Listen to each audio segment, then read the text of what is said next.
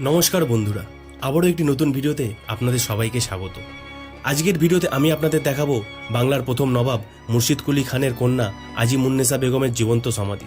তার সাথে এটাও জানাবো কেন এই নবাব কন্যার সমাধিকে জীবন্ত সমাধি বলা হয়। চলুন তাহলে দেরি না করে শুরু করা যাক আজকের ভিডিও।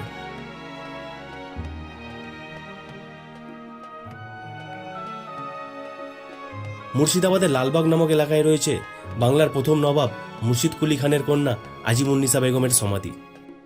সেই সময়কার মসজিদ ছিল এটি। আজিমুন্নেসা বেগমই এই মসজিদটি নির্মাণ করিয়েছিলেন। মেন গেট দিয়ে প্রবেশ করার পর একটু এগোলেই চোখে পড়বে মসজিদে যাওয়ার সিঁড়ি, আর এই সিঁড়ির নিচেই রয়েছে নবাব কন্যার সমাধি। প্রত্যেক দিন বহু পর্যটক আসে নবাব কন্যা আজিমুন্নেসা বেগমের সমাধি দেখতে। তাছাড়াও এই সমাধিকে ঘিরে রয়েছে অনেক রহস্য।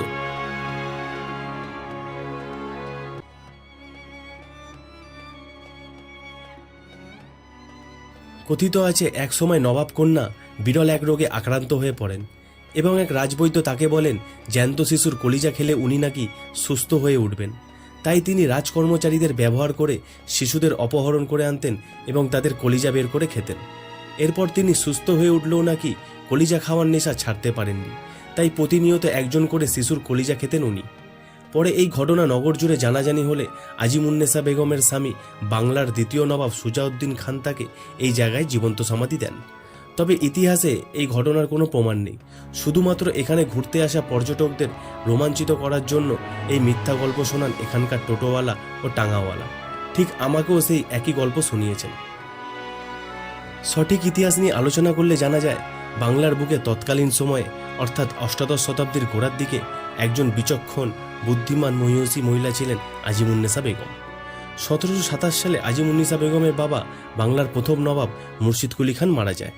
মারা যাওয়ার পর ওনারই নির্মাণ করা কাটরা মসজিদের মূল ফটকের নিচে তাকে সমাধি দেওয়া হয়।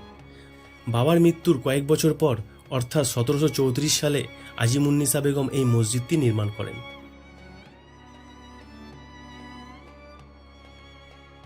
এবং তিনিও তার বাবার মতোই নির্দেশ দেন মৃত্যুর পর তাকে এই মসজিদের মূল ফটকের নিচে সমাহিত করতে।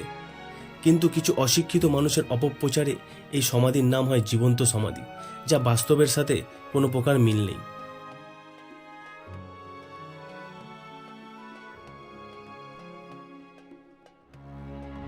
পরবর্তী সময়ে প্রাকৃতিক দুর্যোগের কারণে মসজিদটি নদীগর্ভে তলিয়ে যায়। শুধু থেকে যায় মসজিদের বাকি এই অংশটুকু ও আজিমুন্নেসা বেগমের সমাধি। এরকম অনেক রহস্যই লুকিয়ে আছে গোটা মুর্শিদাবাদের ঐতিহাসিক স্থান জুড়ে।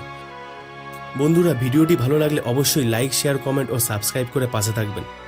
আবার দেখা হবে আপনাদের সাথে পরবর্তী ভিডিওতে। ভালো থাকবেন, সুস্থ থাকবেন। ধন্যবাদ।